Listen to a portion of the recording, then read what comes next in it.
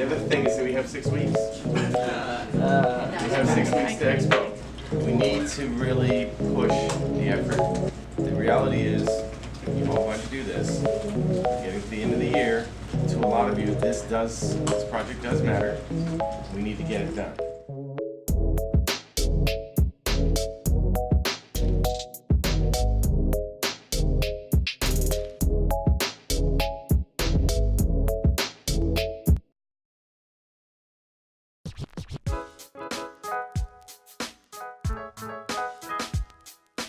This is Engineering Design and Development. Initially a Project Lead the Way offered course, the CAM's Advanced Research Project Agency has morphed it into a class where 2 teams must brand themselves into their own separate companies while still completing a unique robotics challenge. This year, Rescue the Khaleesi tasked Antares Technologies and Apex Technologies, as well as a programming team known as Byte Technologies, to work collaboratively in a search and rescue mission. Charged with creating a suite of autonomous robots capable of signaling the location of the prison tower to a set of drones, Antares Technologies had approximately 7 months to complete the task. So when the mission started, we had 2 options, and we didn't get to pick. So it was either we had to have aerial assist and manufacture drones, or we got ground bots, and we'd have to figure out how to develop swarm technology. When I found out that we got ground bots, I was so happy. But I was also worried because swarm technology and having a hive mind with no central processing robot sounded really difficult as well. This year's mission, Rescue Khaleesi, is really intense on the programming side because there are a lot of new technologies that we need to develop. For example, swarm technology is still an emerging field in the world, and we are trying to implement new practices and research what other big universities and major corporations are using for their own technologies and implementing it into a smaller scale project that we're doing here. So the strange thing about this year was that for Blue Team, they had organized the schedules so that all the Calculus BC kids were placed on Blue Team Apex and all the Calculus AB kids were placed on Antares Red Team. This definitely made me a bit nervous because it's shown that usually the most involved students in like engineering and robotics are the ones who take the most rigorous classes. So there's definitely a big group of students in the Calculus BC class who had the most experience, were most familiar with robotics, and it definitely made me a bit anxious being a part of Red Team, like, oh, how are we going to get the skill sets able to achieve this mission? But ultimately it's all about what you believe in. Growing up, I always thought that the quote-unquote underdog was the one to root for because they were the ones who went through the most change. You know, there were students there who felt like they had already been carted aside by CAM's rigorous curriculum. They didn't feel like they were good enough, and being on a team where we could all just really form a strong community and push ourselves and try to better ourselves, you could definitely feel the love between members this year, and this is why I love being on Red Team. Where am I? No, we're not ready. We're not ready. Stop doing that. So the Engineering Design and Development class holds different CDRs. The first one we had was the Systems Performance Specification CDR. The CDR was the one where we gave all of our semi-finalized designs. So we started from scratch, we made our decision matrices, we had many talks during the class about our designs, what worked, what didn't work. We didn't delve so much into the more specific things like the motor specifications and all that, but this was a brief layout. And it was pretty scary because we'd be presenting them to industry partners who have years and years of experience, and us as high schoolers starting from scratch, we weren't always sure if our ideas were concrete enough. We first started off with a tank drive and later moved on to an omni-wheel drive. With the tank design, it wasn't feasible because there were like things such as sprockets, axles, and treads that didn't work together for what we were going for. So in the first SPS, we had a decent robot design. However, nobody ever took into consideration as to how the robot would actually have all its components connected to each other. So at the very end, behind the scenes, we agreed we would use hot glue, which would soon prove to be a very, very bad decision. But aside from that, I'm pretty sure the first SPS went very well. And it taught us a bunch of things, yeah, and shows in our final design of the robot too. I definitely think our first CD art went very, very well, especially for it being our first one. It was very well executed. Our document, our systems performance specification document, needed some polishing, but it was also very well written. And our teacher, Mr. Carpenter, gave us good props for the work we had done, especially for it being our first one. Hey guys, this is Christina's vlog. Say hi to the vlog. This is Christina's vlog. What's up, vlog life? Alright. Well, if I had to describe Antares in just 3 words, I think it'd be always improving, dedicated, and humorous. If we ever need help with anything, or if I ever ask, oh, like, who can help with this, who can help with this, there's people there. They're always making jokes, they're always getting along with each other, we're always cheering each other on. Really, it's a very caring environment. As a Red Team intern for the last 3 years of EDD, I specifically wanted to be on Red Team my senior year to keep the legacy alive. I observed, learned, and was ready to keep the unique dynamic that Red Team is known to have.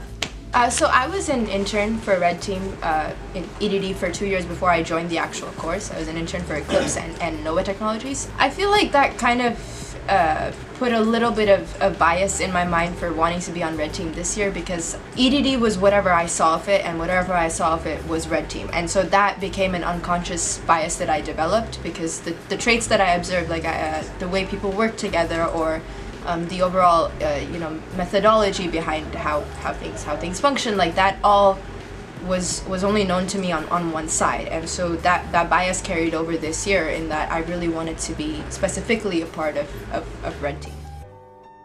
Shout out to Wesley for actually being super awesome, even though I give him so much flack throughout the year, but he's actually pretty cool. So shout out to you, kiddo.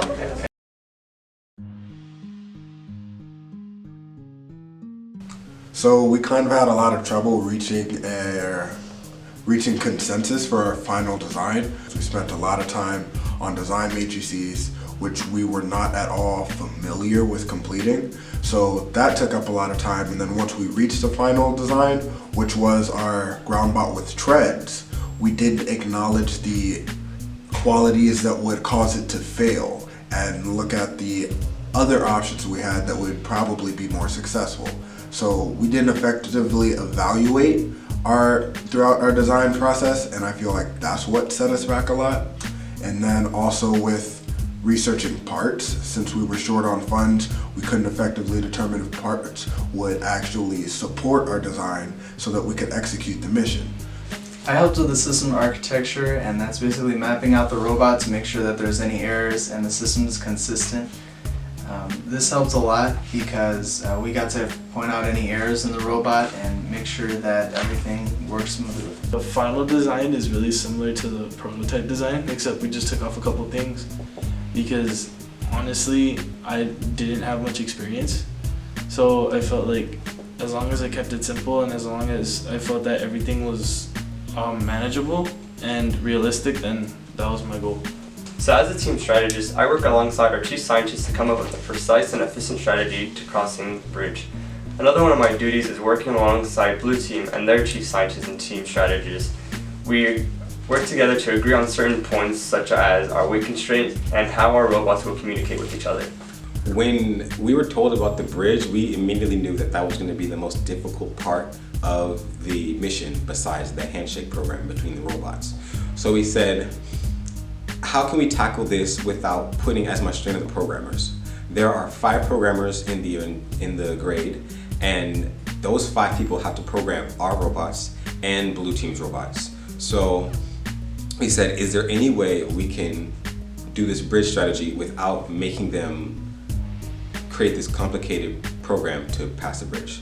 So we came up with all kinds of things. We had we were going to try to do attachments to the robots so that they can grip the bridge. We tried putting weights on the bridge. We tried having robots drive onto the cliff and going under the bridge to hold it up. And eventually we was like, okay, this is too much. We know it's not going to work. So we eventually stuck with balancing. Destination Steam! Hi, I'm Matthew and I'm Director of Outreach. In the past, we heard that EDD had this sort of passport system for their outreach events. So we wanted to just bring that and build upon it. So we took that idea and brought it back with our theme, Destination STEAM. And from there, we focused each topic of STEAM to have an activity or a game that the kids or anyone could participate in and really understand what STEAM was. I did have to contact a lot of adults in outreach, and that was a big part of my job, because every time you arrange an event, you know, you have to talk to the supervisors. Yeah, it was a good experience. It really gave me insight on how to approach different types of people and different personalities in general. So some of the reactions that I enjoyed seeing with the kids was our simple activity was just with the bubbles. When we had the human in the bubble, we would pull up the hula hoop up to them, and the bubble would be formed around them. And all of them just like, whoa! Or even when we were just blowing the bubbles, they would be so interested when they would see that even though their wand was a heart or something, it would still come out a circle, and they'd still be so amazed. Also the slime, their excitement just seeing them, as well with catapult when what they built with their hands, and just seeing it in play, their eyes would widen and they'd just be so excited for even the simplest activities. Our goal was to really inform, engage, and inspire the community and STEAM, and I believe that we did accomplish that through our events.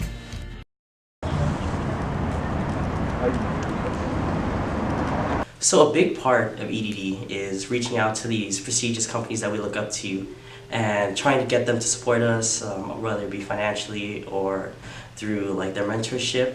And to most high school level students, they find that intimidating. But EDD as a class, the people, they really encouraged me to do it, encouraged the entire finance team. So what we did was we reached out to various companies, whether they're close or somewhat far, and we emailed them, we called them, we told them about ourselves. We're students from the California Academy of Math and Science, from the Engineering Design and Development. We told them our project, and if they're interested, we made sure to follow up with meetings, with more emails. And in one case, that being of Motivo Engineering, we actually got to visit their facility around the Carson, Gardena area. And they gave us to their facility. We gave them a presentation of going into more depth of who we are, what we need, and how they could help. And they absolutely loved it. And seeing all the team members just come together to create such a beautiful presentation and just being their best was absolutely incredible to experience. So I think finding sponsorships is a huge and important part of EDD. So we got the robot around March, where we had to quickly test the robot before POC in April. We took every day after school to see what tests we could do, or working with the robot that was currently in development before POC. It was a pretty complicated process to go through with such little time. Overall, testing ran very smoothly. It ran better than expected. But one struggle that our test engineer, Michael Pollard, and I thought that we were going to encounter was that the robot would suddenly shut down. That did not happen though, and we were able to complete testing very smoothly. But we did have some setbacks, one being delayed due to only having one robot completed. This was because not enough materials had arrived on time. It was delayed because we have a partnership with Byte Technologies, our programming team. When they needed to test our programming, we did as well, and that was a delay because sometimes they needed the robot to test and we couldn't test. Overall, testing ran very smoothly. We were able to come up with various conclusions based on certain testing, and this led to the current design, which is efficient. Hey, People's Green Team here, representing for Red Team, and things are looking pretty good for us. Yeah. So as the year progresses, so does the nature of the challenge. For example, we first started off with one bridge, then that changed to 3 bridges, then that again changed to 3 bridges with 2 fakes, and then that changes again to 3 bridges with 2 fakes and 1 bridge with a platform. And now we're only left with 1 bridge. So as the mission keeps changing, so does our bots, and everything within our team needs to change and adjust to the challenge. we had to find a way to incorporate all these changes into our design, and we did a complete 360, a completely different design for POC. So the industry partners were definitely given a big surprise when we first started presenting. So we moved on to a Kiwi drive, which is optimal for what challenge we were going for. With our Kiwi design, our bots layered into 3 levels. The bottom level is where all the drive systems, such as like the servos, omni wheels, the 3D block, and also where our internal measurement unit is. For our second level, we have all the computers, which is the Raspberry Pi, the Arduino Nano, and the Maestro that controls the servos. And then at the top level, we have our camera and our power supply, which is the battery and the buck converters. And all of it is encased with a 3D printed encasing for the bot. The main processor on the robot is a Raspberry Pi, which handles all of our high-level codes, and it's mostly written in Python. And then we branch out a lot of the lower-level control, like the servo, PWM commands, and also our sensor inputs. All of our interactions with physical components are through serial ports on the Raspberry Pi to either the Pololu Mini Maestro or a Arduino Nano that we have on board. Ultimately, I think our performance was a little less stronger, but it was only because of how overwhelming all these changes were. It was definitely difficult to piece apart everything we had already done within the 4 months between SPS and POC. So we tried our best and we presented it to our industry partners. We still gave a compelling presentation, and it wasn't our best, but for Mission Day, okay, let me cut it there and like start over from a different point. Okay, I'm just gonna keep it rolling, so. All right. Do you mind that? So you can just cut it right Yeah, now? I'll just cut it. Okay. So now that the proof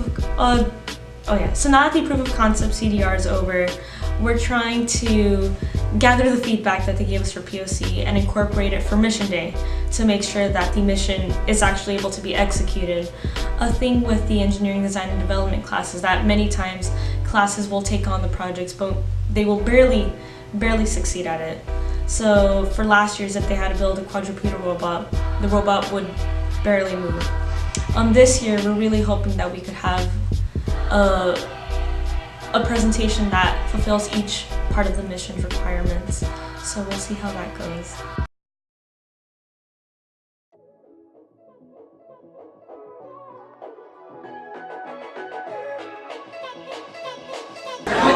Welcome to EDD Expo!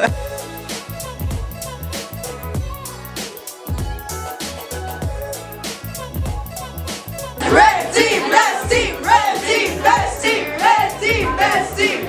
It's going great. It's going really freaking awesome. Okay, so right now we have visitors coming in. We're giving them a brief overview about our bot, about Antares, what our mission is, and in around 10 minutes we're gonna go and actually enact the mission, so let's hope everything goes well. So today I programmed the worst thing I've ever done before. This is what happens when you don't sleep for 48 hours before Expo. Some of the things we started in the beginning of the year just didn't work anymore, and we just like made some jank code and hopefully it'll work, probably not. So today is finally Expo. It's the day everyone has been waiting for. Today we are attempting to take on the challenge. The Khaleesi will be tried to be rescued around 7 o'clock, which is soon. Today a lot of work from various team members, specifically the mechanical team, because we just finished our TDP. We revised everything at 6:50. It was done. So it was done. It was done, guys, and I'm really excited to see whatever comes out.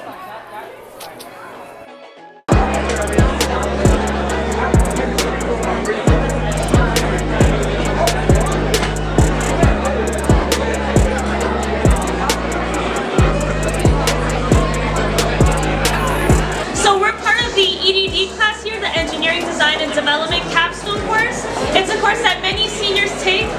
We have many different pathways. This is our engineering pathway. And today what you're going to be seeing is ground bots and drones. So what we're going to try to do is have the ground bots balance on the bridge, cross the bridge, locate the correct tower, and then have the drones pick up the infamous Khaleesi on the top of one of the towers. One more thing is that this is just a demonstration, this is not the final mission. The final mission will be mostly autonomous, which means we will not be controlling it, but you'll be running that on Monday or some other time, not now. Well, we're finally here at Expo. This is the pinnacle of our EDD design project, engineering, design, and development. This is our Capture the Khaleesi competition. We just want to make sure that everyone is safe.